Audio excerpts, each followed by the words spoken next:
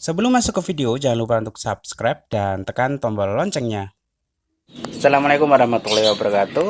Alhamdulillah teman-teman ya, kita dipertemukan dengan lebaran lagi. Dan yang jelas hari ini kita akan bersih-bersih persiapan mudik.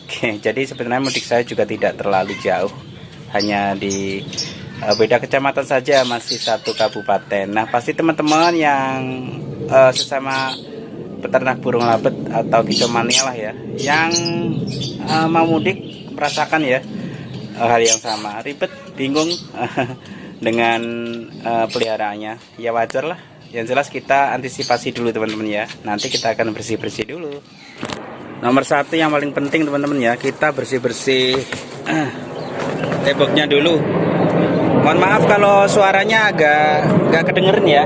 Di atas ada ini mobil pesawat tentara apa sih teman-teman, ada latihan pesawat terbang itu loh, biasanya lewat atas rumah memang, dan berisik ada latihan pesawat tempur teman-teman. Jadi daerah saya itu zona yang dilewati kalau biasanya angkatan udara itu latihan pesawat tempur. Kita bersih-bersih tembok dulu sampai bersih teman-teman ya. Oke, selanjutnya saya mau top apakan teman-teman. Ini yang perlu diperhatikan. Jadi kan biasanya saya top apakan itu kan wadahnya satu ya, seperti ini ya. Ini nanti mau saya buat dua, jadi double gitu. Ini sebenarnya sudah dua di atas sama yang di atas.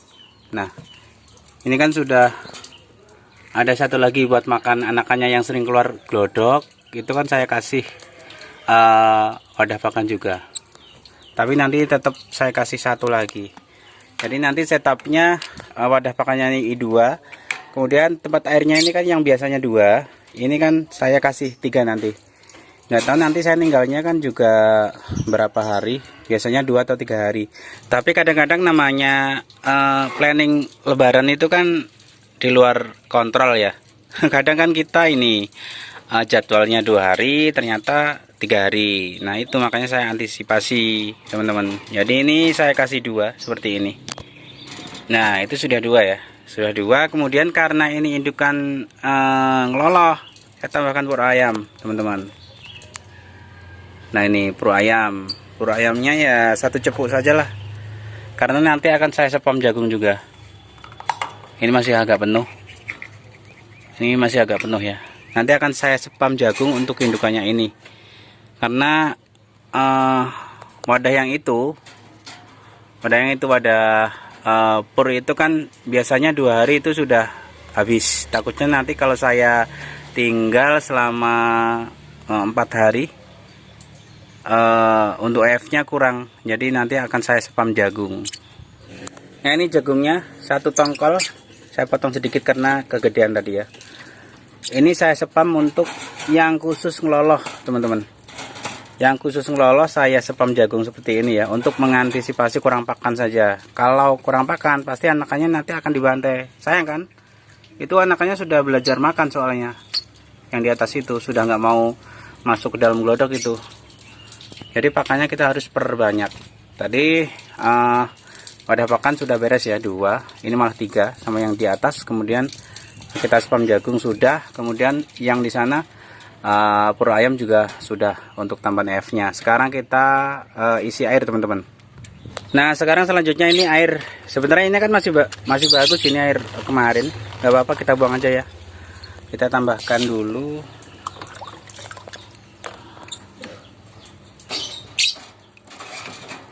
Satu, kemudian ini tambahkan lagi.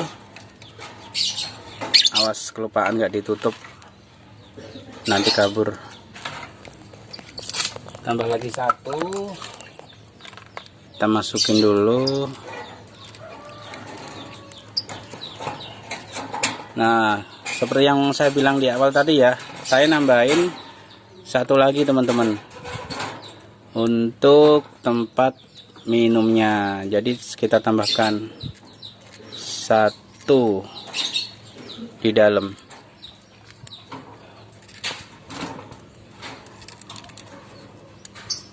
Dah, saya tambahkan 1. Jadi tempat minumnya ada 1, 2, 3, aman. Kalau ini habis bisa ambil ini, kalau ini habis bisa minum yang ini. Pakan juga aman, EF aman. Jadi setupnya seperti itu ya. Ini untuk estimasi 4 harian teman-teman, 3-4 harian lah. Nanti nggak tahu rencananya. Biasanya kan ya tahu sendiri, lebaran ribet, apalagi kalau bawa anak juga. Silaturahmi juga kemana-mana kan.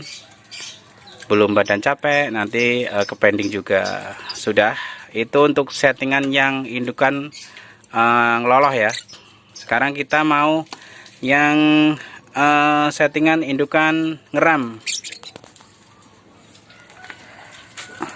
Di sini ada. Kalau yang indukan ngeram itu lebih simpel sih. Saya nggak pakai EF kan soalnya. Cuman kita nambahin ini aja, wadah pakannya aja teman-teman. Udah satu, kemudian kita tambahin wadah pakan satu lagi.